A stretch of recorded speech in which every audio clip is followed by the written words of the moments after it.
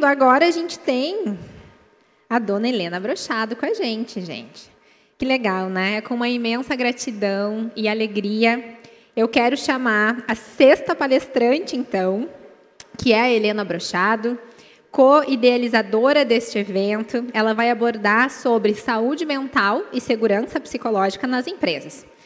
A Helena é fundadora da consultoria Com Propósito, que tem o propósito de conectar pessoas através de experiências transformadoras. E para quem conhece ela realmente entrega isso. Então, ela é palestrante, ela é consultora em gestão e recursos humanos, desenvolvimento de líderes e equipes, e ela também trabalha com sucessão em empresas familiares. Atua como coach, como mentora e faz parte do Conselho de Associação Brasileira de Recursos Humanos. Ela é psicóloga, tem MBA em gestão empresarial, formação em coaching, em mentoring, mediação de conflitos, dinâmicas de grupo pela SBDG e é especialista em sucessão de empresas familiares pelo Instituto de Estudos Superiores de Empresa, lá em Barcelona, na Espanha. E ela também é viajada, viu, gente? Ela já foi para o Vale do Silício, nos Estados Unidos, para entender como é que funciona a inovação por lá. Além disso, ela participou do curso Theory of Tools of Harvard sobre a negociação, promovido pelo CMI nos Estados Unidos, e é professora da pós-graduação da Psicologia Organizacional e Liderança da PUC. Helena, quero te receber de braços abertos. Boa palestra. Arrasa. Pessoal, deixo vocês em muita boa companhia. Obrigada, Brenda. É diferente quando a gente está aqui no outro papel, né? Bem mais fácil apresentar os outros do que a gente acabar tendo que ser a palestrante. Gente, eu estou aqui para falar com vocês de um assunto que eu tenho estudado muito e que eu adoro, que é a segurança psicológica e a saúde mental, que até pela minha própria profissão eu já estudo há bastante tempo. Então, esse é o tema da minha palestra. Depois, se alguém tiver perguntas, a gente vai estar respondendo e trocando com vocês. Trocou o slide. Tá ligado? E a gente testou.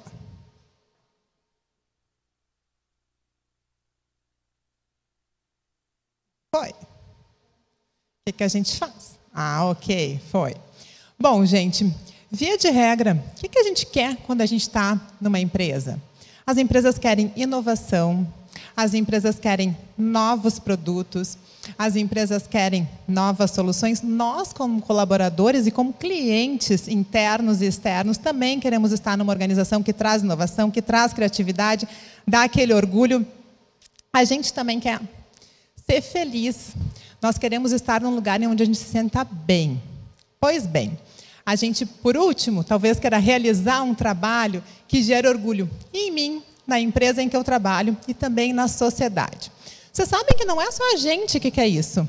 O Google também queria.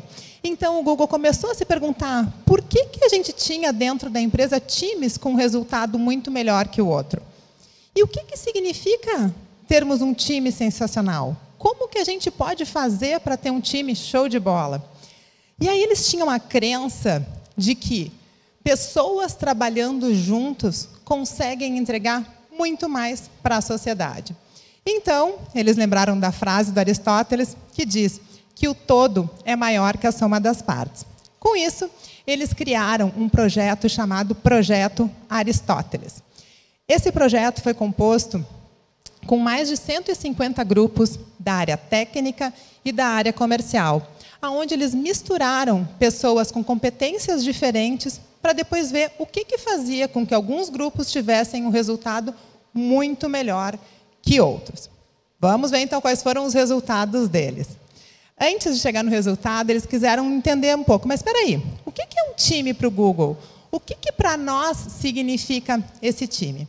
Então, são pessoas que trabalham juntas, planejam ações, resolvem problemas, tomam decisões e avaliam o progresso de um projeto de forma coletiva.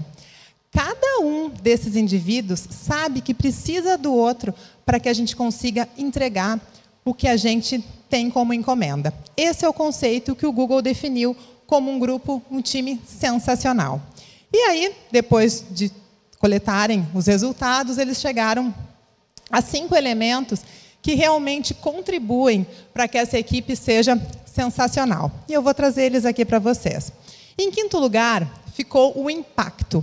O impacto que a gente gera para a sociedade na qual esse projeto está sendo desenvolvido. Em quarto lugar, ficou o significado, o propósito. Por que a gente faz o que a gente faz? O que de verdade a gente vai conseguir agregar num contexto maior? Em terceiro lugar, ficou a estrutura e a clareza. Quando eles falam de estrutura e clareza, não se referem a questões hierárquicas, nem em regras. Eles colocam estrutura e clareza correlacionando as metas e as entregas que eu, como colaborador, e nós, enquanto times, temos que entregar. Não sei se vocês já leram A Regra é Não Ter Regras, que traz toda a cultura do Netflix, onde o objetivo lá é realmente que essas regras elas acabem sendo muito mais vividas, experimentadas, experienciadas, do que estejam num papel. Inclusive, o que modula muito o comportamento no Netflix é a seguinte pergunta: fazer isso é bom ou é ruim para a nossa empresa? Será que a gente consegue dar conta de todas as regras que a gente tem que ter?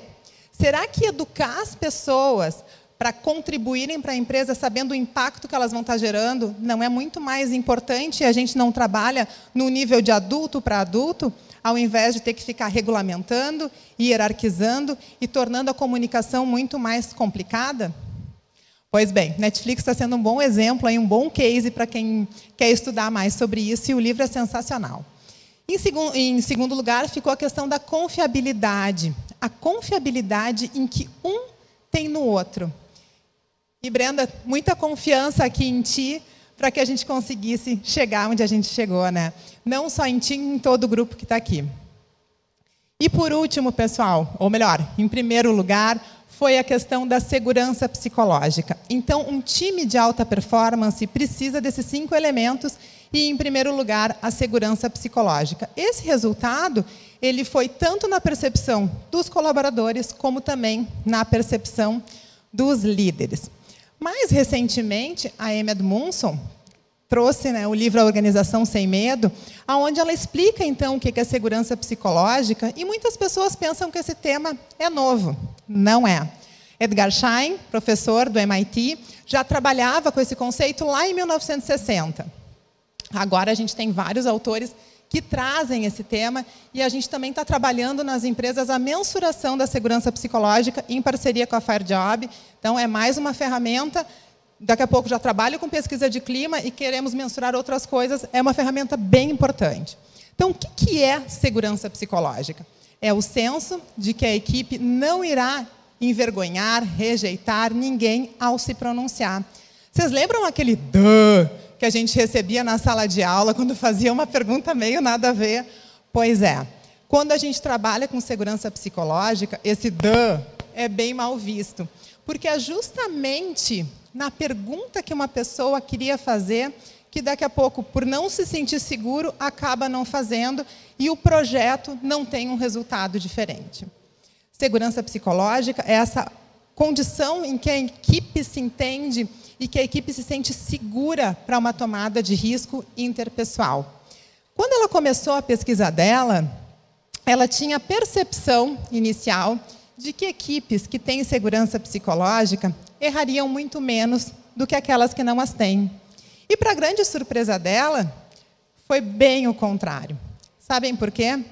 Porque as equipes que confiam uma pessoa na outra, elas apontam os erros para que eles possam ser corrigidos. Agora, se eu não confio em alguém, se eu acho que eu vou ser julgado, se eu acho que eu vou ser punido, o que eu faço?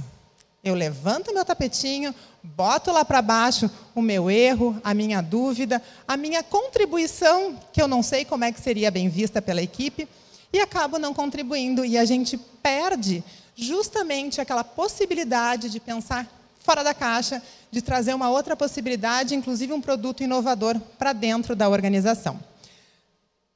Aí, eu trago para vocês outro autor, Timothy Clark. Esse livro dele ainda não está traduzido no Brasil, e ele fala dos 4 aspectos que a gente precisa ter. Em primeiro lugar, a condição da gente poder se expressar.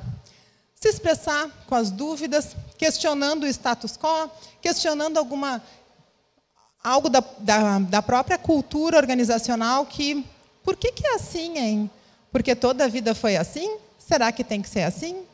A segurança em interagir, dar e receber feedbacks. Por que eu só preciso receber feedback do meu gestor? Por que eu não posso receber feedback de um par meu? Por que daqui a pouco eu não posso dar feedback para um diretor se eu sou analista? Então, a segurança em interagir traz essa confiança de que é possível a gente poder ter conversas significativas, independente da hierarquia do cargo que nós estejamos ocupando naquele momento. A possibilidade de aprender. E a gente só aprende quando a gente erra. Quando a gente tem até aquela expressão que diz assim, é errando que se aprende.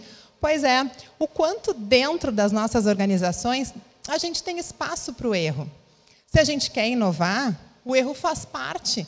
Quando eu fui para o Vale do Silício, inclusive tem algumas empresas que mensuram o número de erros que as pessoas têm, que as equipes têm.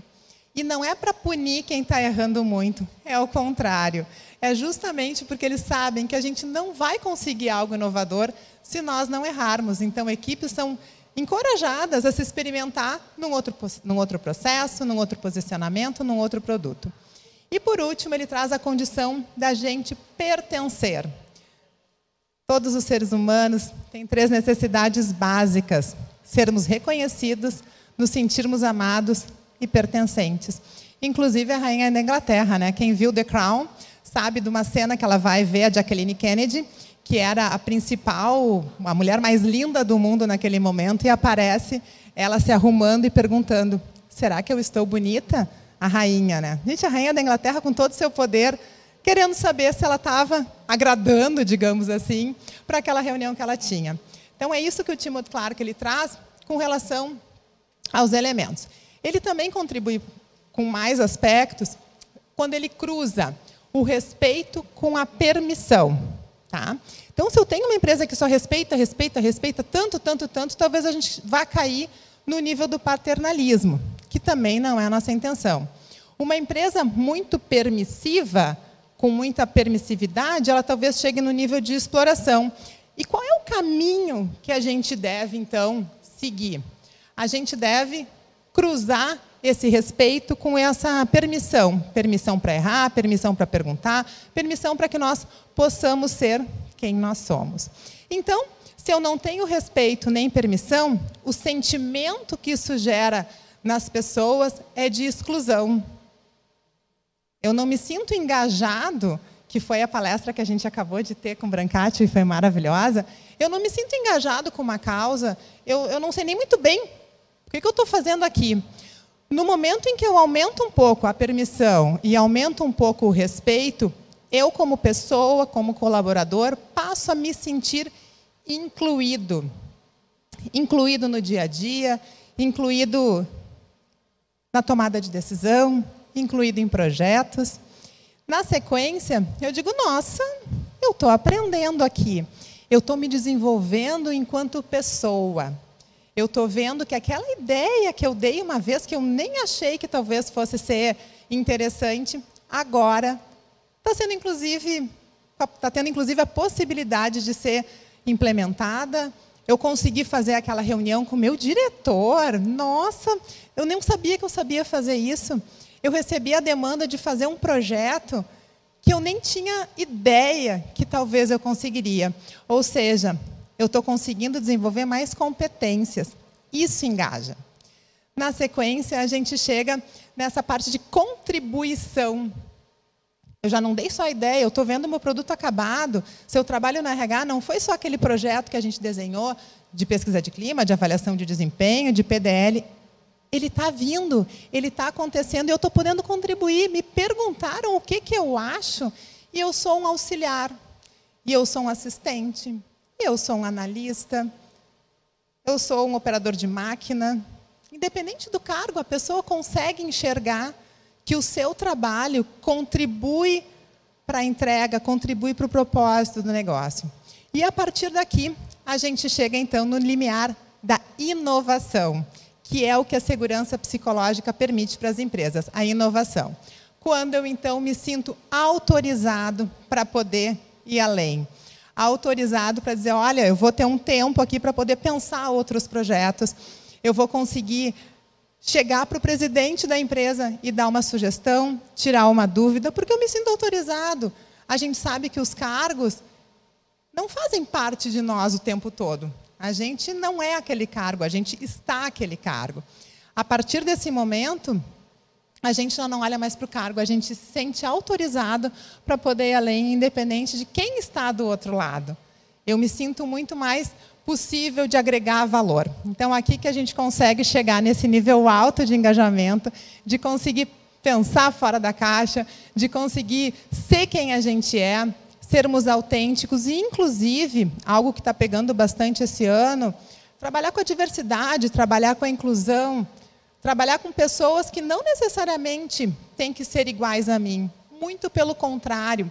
Mais de 25% de toda a tecnologia do mundo sai do Vale do Silício.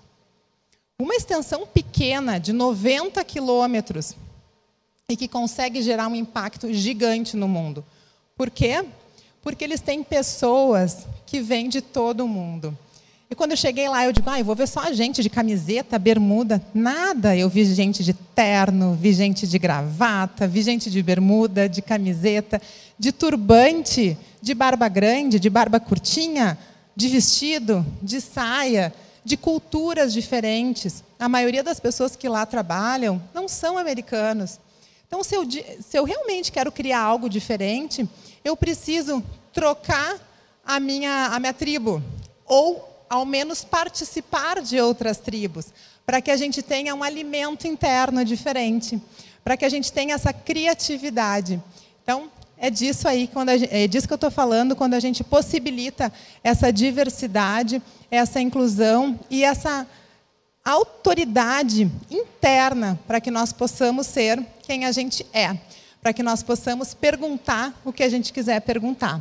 Imagina, e isso é uma das coisas que a Amy Edmondson traz muito no livro dela, uma equipe sem segurança psicológica dentro de um hospital, no qual o médico receitou um medicamento e, na hora que a enfermeira vai ministrar, ela vê que aquele paciente é alérgico àquela medicação. O que ela faz? Se ela não tiver segurança psicológica, talvez ela não se sinta nem autorizada a perguntar para o médico, olha só, eu vi que a prescrição é essa, mas essa pessoa não pode tomar. Talvez ela, inclusive, faça a medicação sabendo que está errado, porque ela não quer correr o risco de ser julgada. Será que nas nossas equipes também as pessoas muitas vezes têm dúvida, estão vendo que a gente está fazendo uma falha, mas preferem se calar do que vir a fazer a pergunta? Então, por que isso acontece? Porque o tempo todo a gente está gerenciando as impressões que a gente impacta nas pessoas. Isso de forma consciente ou de forma inconsciente. Quando eu fui na loja comprar a roupa que eu estou aqui com vocês, que foi na Vanilla, depois eu vou marcar as gurias, eu pensei, gente, como é que vai ser o ambiente, como é que vai ser o lugar que eu vou estar, que roupa que eu vou colocar, qual é o impacto que eu vou estar gerando, que impressão eu vou gerar. Então, de forma consciente ou de forma inconsciente, a gente está o tempo inteiro trabalhando nesse impacto que a gente gera nas pessoas. Em como a gente também vai ser percebido, como que vai ser a experiência dessa pessoa ao estar conosco. E isso alimenta ou não alimenta a nossa autoestima. No momento que eu estou num lugar em que eu consigo ser quem eu sou, em que eu não me sinto mal de estar de rosa pink, ou da cor que eu quiser, ou da roupa que eu quiser, ou contribuindo, enfim, se eu não me sinto assim, eu acabo me calando, eu acabo vendo que isso está prejudicando esse meu gerenciamento de impressões. E aí eu vou me calando. Se eu não me sinto seguro, eu vou me escondendo. O medo vai tomando conta de mim. E a gente sabe que, segundo Antônio Damasio, o medo é uma emoção primária e o medo pede proteção. E como é que a criança, quando está com medo, ela se tapa, ela vai para trás do sofá, ela vai para trás da cortina. E nós, e as nossas equipes também, quando estão com medo, elas param de contribuir, elas param de agregar, e a empresa, como consequência, para de ter inovação, diminui a sua criatividade e, consequentemente, a quantidade de valor agregado que oferta para a comunidade. Com isso, a gente começamos a criar a cultura do silêncio.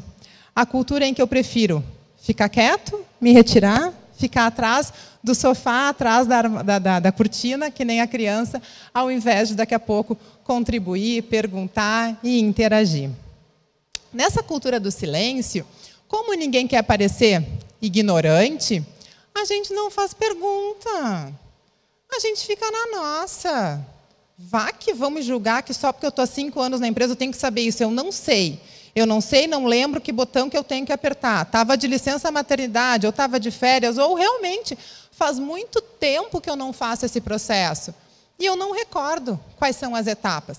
Mas não, talvez meu colega venha achar que eu não estou comprometido, enfim, então eu não pergunto. E talvez por eu não perguntar, eu venha a gerar um erro, uma falha na produção, no processo pelo qual, naquele momento, eu sou responsável. Outra questão, para eu não parecer incompetente, eu não admito os meus erros, eu não admito a minha fragilidade, eu não admito que eu estou com um friozinho aqui na barriga para estar aqui com vocês, porque, né, daqui a pouco, vá que me julguem, vá que achem que eu sou júnior, vá que achem, então a pessoa já vai lá nem diz. E, de novo, bota para baixo do tapete. Para eu não parecer intrusivo, eu não te ofereço ideias. Mas eu fico pensando, nossa, quando eu ocupava essa função, essa planilha de Excel era muito mais fácil. Mas eu nem vou falar para ele, porque vá que ele acha que eu estou querendo me meter, né? Vá que ele acha que eu sou metido. Então, eu não ofereço ideias. E, para eu não parecer negativo, eu não questiono a cultura, eu não questiono outras possibilidades, eu simplesmente vou me ajustando, eu simplesmente vou me acomodando dentro daquele espaço que eu tenho. Então, se por um lado a gente tem a segurança psicológica, no lado oposto a gente tem a cultura do silêncio. E tem uma frase que eu acho muito importante, e ela não é recente, ela é lá de 1756, do Edmund Burke, que ele traz que nenhuma paixão rouba os poderes de ação e raciocínio da mente com tanta eficácia quanto o medo. Nenhuma paixão rouba os poderes da ação e do raciocínio, que é justamente aquilo que a gente quer que a nossa equipe tenha, a condição de tomada de decisão, do raciocínio, de agregar valor, de trabalho em equipe, de interação, com tanta eficácia quanto o medo. Então, se a gente tem uma empresa que gera medo, e por isso que a gestão, comando e controle, ela está sendo tão questionada.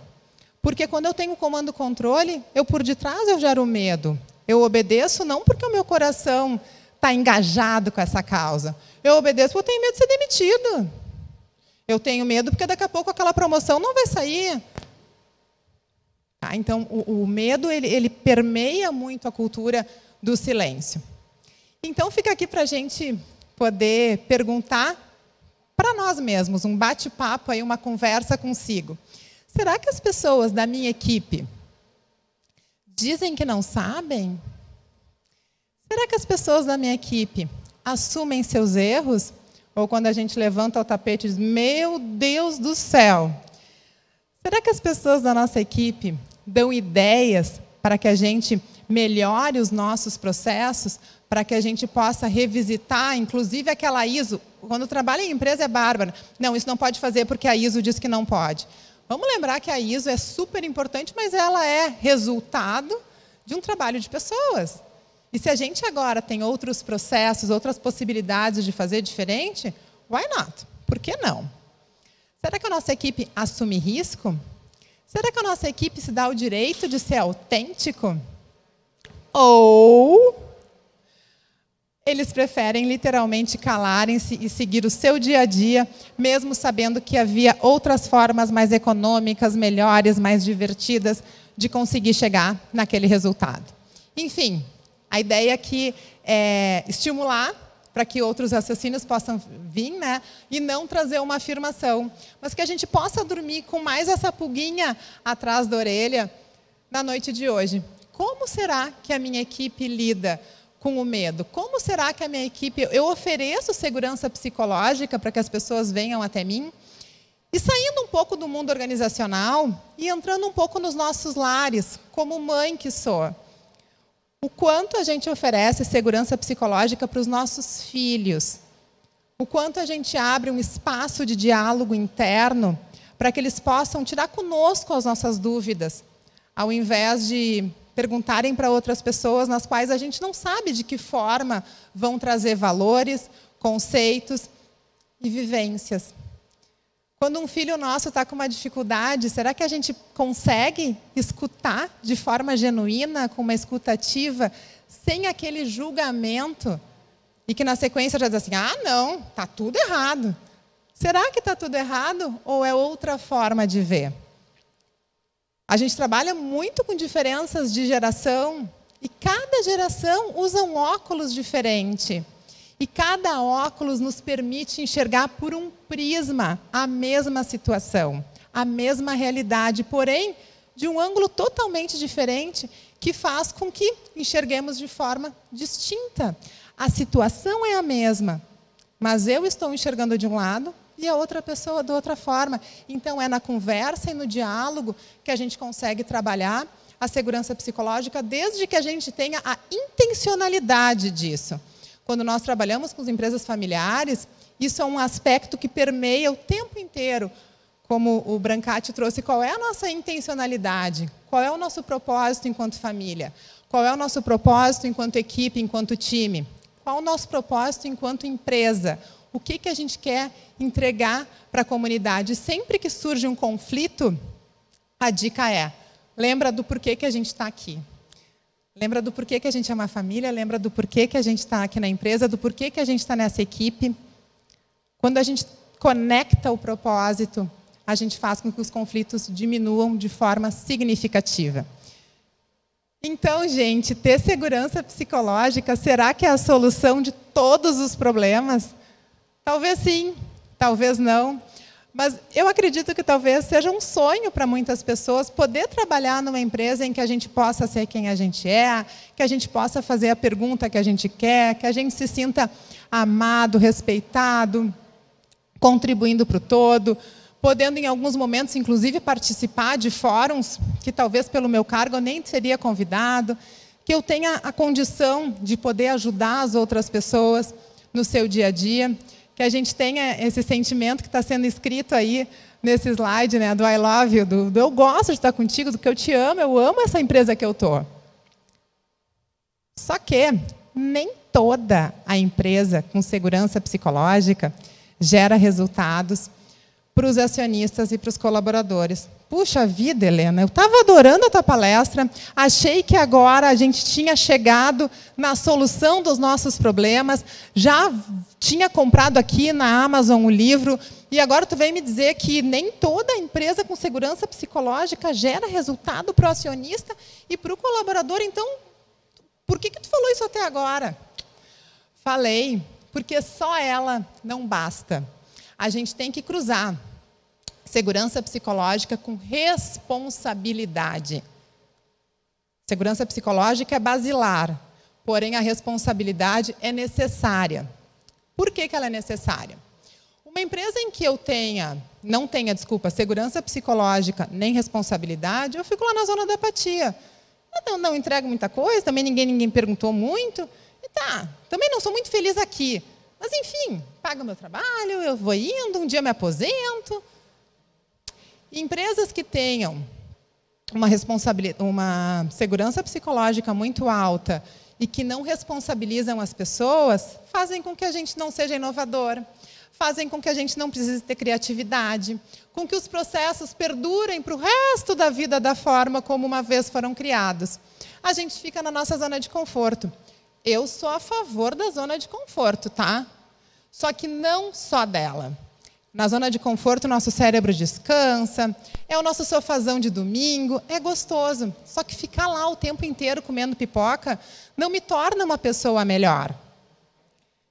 Empresas que trabalham com uma responsabilidade muito alta e com uma segurança psicológica muito baixa são empresas ansiogênicas, onde as pessoas não percebem que podem aprender com os outros, que podem errar, que podem contribuir.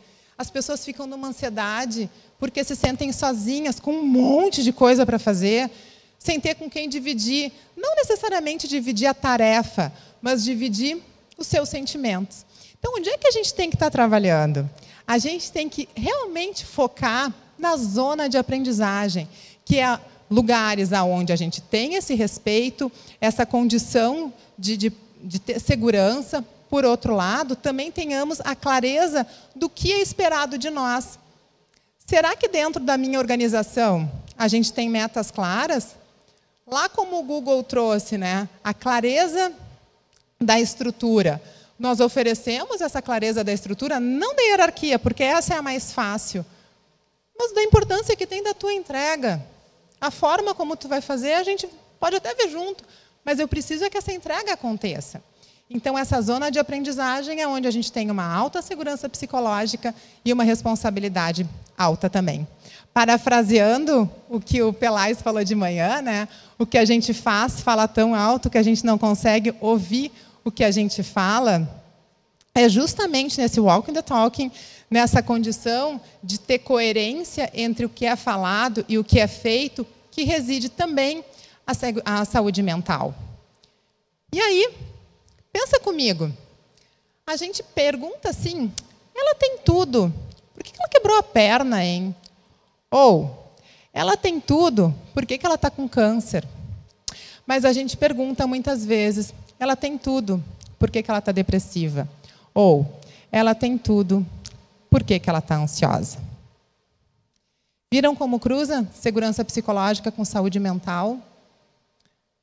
Quantas vezes a gente tem pessoas sofrendo sozinhas na nossa equipe e que não tem esse espaço para poder dividir conosco, porque tem esse receio de se sentirem julgados. Quando nós cruzamos esses dois conceitos de segurança psicológica com saúde mental, a gente trabalha para minimizar preconceitos. Preconceitos, e aí cada um pode pensar nos seus. Um porque é alto, outro porque é gordo, um porque tem uma cor, outro porque tem outra, um porque tem uma formação, outro porque tem outra, um que tem uma idade, a outra. Enfim, preconceitos que acabam diminuindo a nossa saúde mental, que é o estado de bem-estar no qual a pessoa é capaz de apreciar a vida, trabalhar e contribuir para o meio em que vive, ao mesmo tempo que administra suas próprias emoções. Sejam elas emoções em que a gente se sente bem em sentir, alegria, felicidade, a minha emoção de estar aqui com vocês, ou momentos não tão gostosos, aquela angústia, aquela tristeza, aquela frustração, porque a nossa vida ela está muito mais correlacionada com os nossos batimentos cardíacos do que com uma régua. A gente, às vezes, queria que a nossa vida fosse estável, mas ela não é. Ela é cheia de altos e baixos, e a saúde mental é justamente essa condição de lidar melhor com esses momentos.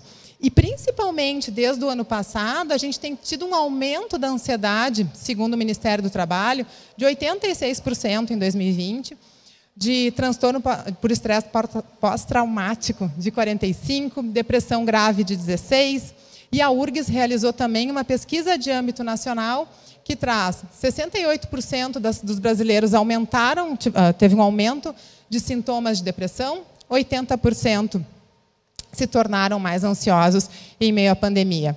E o que isso tem a ver com a nossa força de trabalho? Tivemos um aumento de 2020, comparado com 2019, de mais de 20% de aposentadorias em função de saúde mental, de ansiedade e depressão. Mais de 33% de aumento de pessoas que se encostaram por questões de saúde mental. Burnout aumentando, ansiedade acontecendo, porque a gente esquece que a gente tem que alternar o on e o off do nosso cérebro.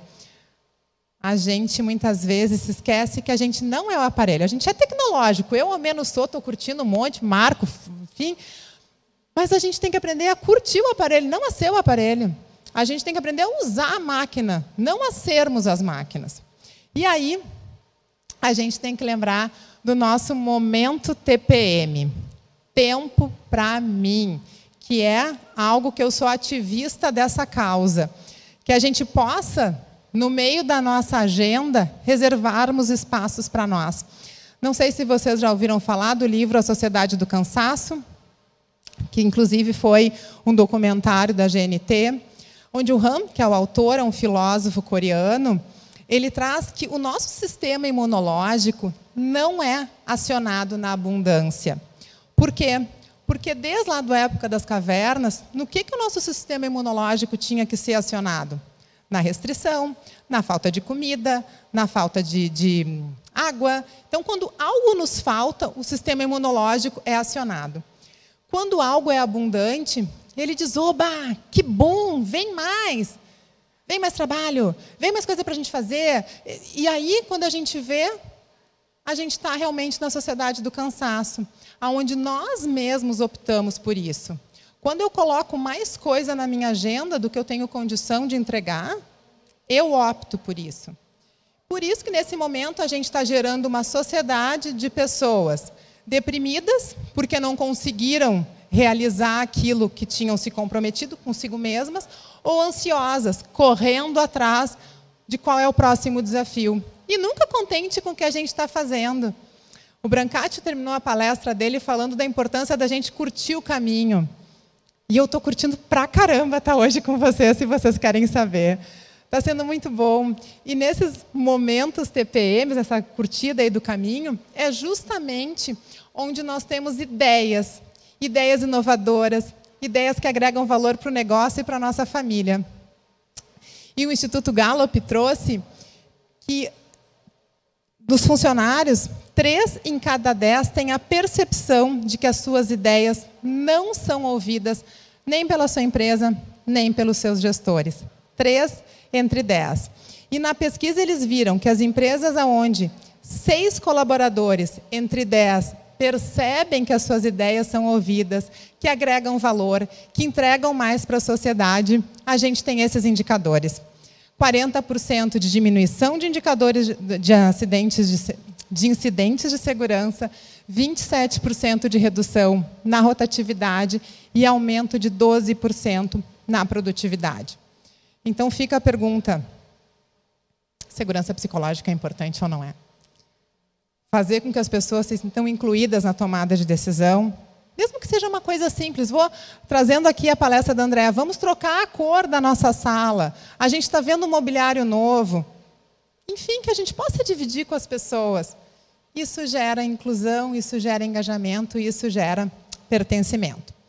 Concluindo, o New York Times, o jornalista Charles, publicou essa nota, quando ficou sabendo do Projeto Aristóteles, que eu peço licença para vocês para que eu possa ler. O Projeto Aristóteles é uma lembrança de que, quando empresas tentam otimizar tudo, constantemente esquecem que o sucesso é construído em cima da experiência, como interações sociais, conversas, discussões, sobre quem queremos ser e como nossos colegas nos fazem sentir. E eu acredito, então, que o Projeto Aristóteles e que a segurança psicológica elas servem principalmente para uma coisa, para a gente lembrar dos seres humanos que trabalham conosco, dos seres humanos que nós somos. Muito obrigada por estar com vocês hoje. Ai, foi! Foi com tudo. Bora! Muito bom te ouvir. Quanta profundidade a gente tem, né? Dados, informações, entender que segurança psicológica não é brincadeira. Eu gosto muito do livro, inclusive fica a dica de leitura, né? Organizações Sem Medo, da Amy Edmondson, ela é realmente muito, muito boa. Bom, tem pergunta no ar, tá? Oba, vamos embora! Vamos lá, equipe, nos ajuda, por gentileza, colocar no nosso telão. Tem uma galera lá de Bom Princípio. Oi, gente! Oi! Que bom ver vocês! Você sabe agora, quando vocês apareceram, sabe como eu me senti? Lembra no Big Brother, quando aparece a família, que a gente fica, oi, fulano, eu tô aqui que nem vocês, aqui lembrando das carinhas, coisa boa. Beijo! Queridos, a gente não está ouvindo eles, vamos só poder aguardar, Marcelo, que a gente não está te ouvindo. Espera aí. Agora sim, veio o áudio, carregou.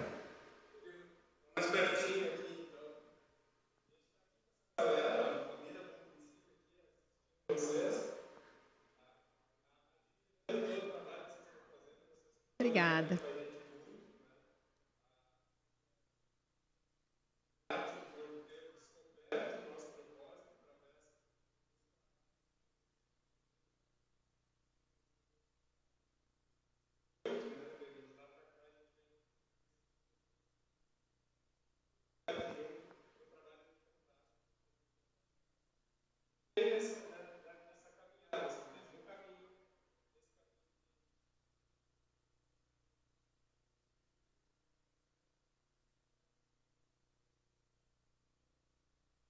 Ai, que bom, obrigada.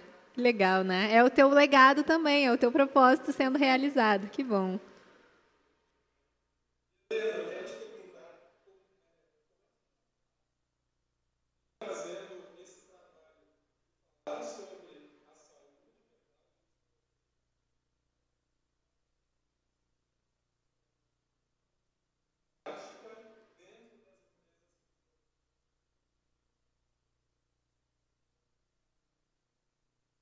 Tá bom, obrigada.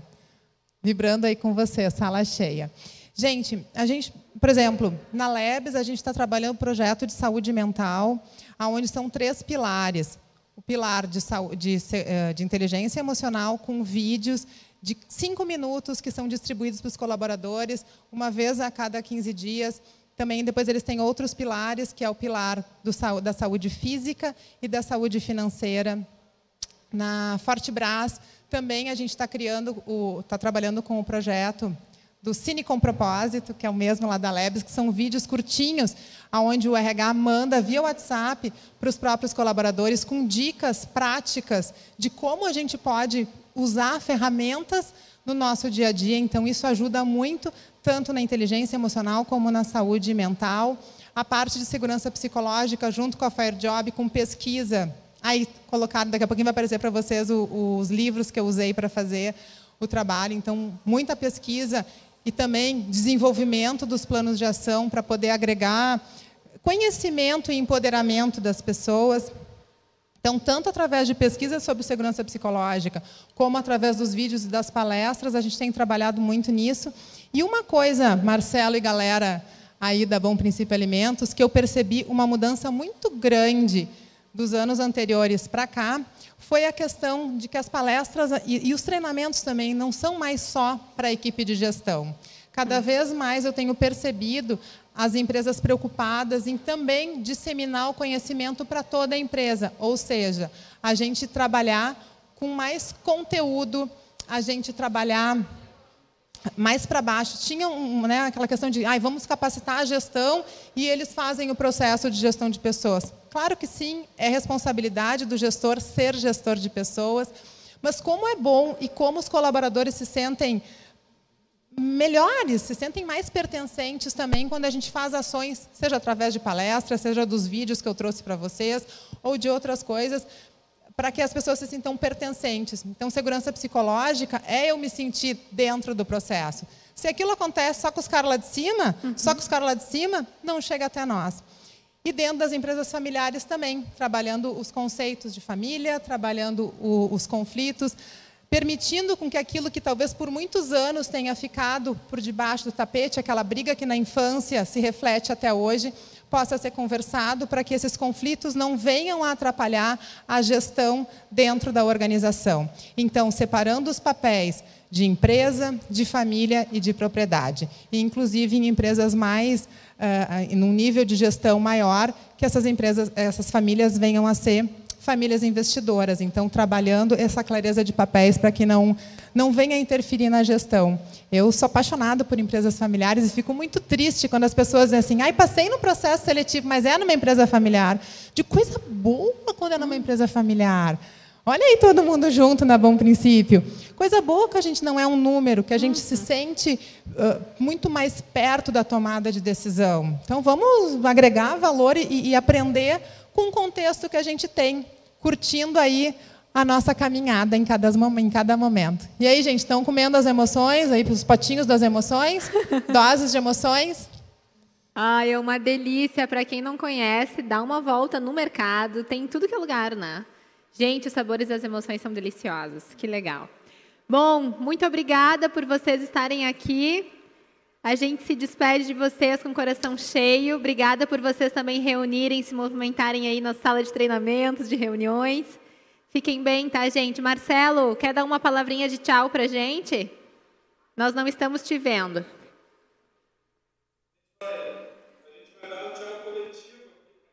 Uau!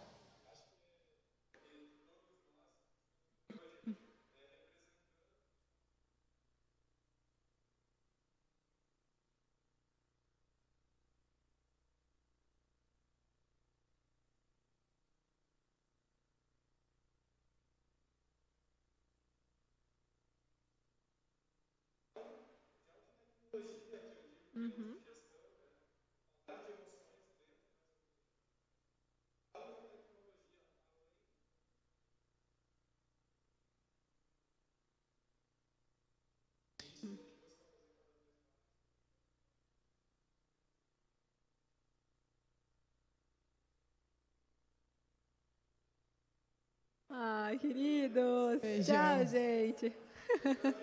Tchau. E é legal as convenções deles, eles fazem convenção com frequência, juntando todo mundo, e é como se fosse é um momento em que todo mundo está junto, troca a camiseta, é uma sensação, uma das empresas em que realmente a emoção toma conta da gente. Antes do Covid, a gente chegava lá e tinha aquele abraço, né? Todo mundo, é uma empresa que é um case mesmo. E eu queria só fazer um adendo da minha palestra, que eu falei muito da questão dos erros, né? Esses erros que eu falo são desde que não sejam de imprudência, imperícia e negligência. Tá? Erros de imprudência, negligência e imperícia não são os erros da inovação. São erros que a gente não quer e não são os erros que a gente estimula quando a gente quer chegar num outro nível e num outro patamar. Tá bom? Eu aproveito aqui o momento para fazer esse adendo. Muito bem, eu tenho uma pergunta para te fazer, meu fora do Deus. script, mas eu fico muito curiosa. Como que a gente pode promover a segurança psicológica nas empresas familiares?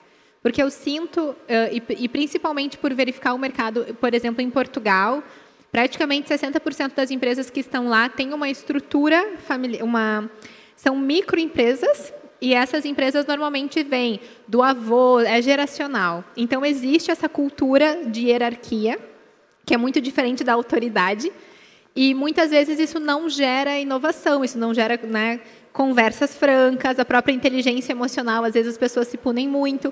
Qual é o primeiro passo para a gente desenvolver a segurança psicológica e tudo isso que a gente está falando nas empresas familiares, indiferente se for Brasil, Portugal, qualquer lugar do mundo? Como é que tu começaria isso? Eu começaria, em primeiro lugar, trazendo a clareza para as pessoas da família empresária, de que a sucessão é a única forma que a gente tem de manter o negócio dentro da nossa família. E que se nós quisermos manter esse negócio, o diálogo, as trocas e esse propósito, que é o que nos engaja, tem que ser trabalhado. A clareza de papéis, aonde dentro da família eu sou o pai, eu sou o filho, eu sou a mãe. Dentro da empresa, talvez eu seja o analista, o gerente, o diretor. E dentro da propriedade, eu, filho, talvez nem herdei. Então, eu não tenho direito ainda na propriedade de me meter no bedelho. Eu posso meter o meu bedelho ainda na parte da família, eu posso opinar dentro da empresa, mas ajudar eles a terem essa clareza traz com que a gente consiga modular o nosso comportamento dentro da onde a gente estiver para que nós tenhamos decisões mais assertivas. É comum um sucessor, por exemplo, quando começa a trabalhar na empresa, já tem a vaga lá do lado do presidente, que é o pai dele. Ele tem que conquistar essa vaga. Ele não tem que achar que porque ele é o filho do dono, ou a filha da dona, enfim, aquele lugar é dele garantido. E que se o pai dele disser que ele não tem vaga, inclusive, na garagem, no estacionamento da empresa, é por amor. Freud dizia que quem ama dá limites. Então, ajudar também essa família empresária a entender quais são os seus limites e que isso é trabalhar a nossa segurança psicológica é importante. A nova geração vem cheia de ideias. A geração antiga, muitas vezes, diz, mas, poxa vida, sempre foi assim. Nenhuma das duas está 100% certa e nenhuma das duas está 100% errada. De novo, cada um usa um óculos para enxergar a mesma realidade. Perfeito. Então, é buscando esse meio termo, é entendendo que a gente tem esse propósito e ele é o que nos ajuda a diminuir o conflito, trabalhando a governança, criando o protocolo da família, que a gente trabalha a segurança psicológica para que as coisas possam ser ditas, porque, de novo, parafraseando Freud, o que não é dito é atuado. Em algum momento sai e talvez seja num momento complicado. E é aí que entra a inteligência emocional, né? Porque existe essa relação de respeito, de confiança, mas que muitas vezes as pessoas são influenciadas emocionalmente pela família. Exatamente. Então, se a gente não tem essa consciência, muitas vezes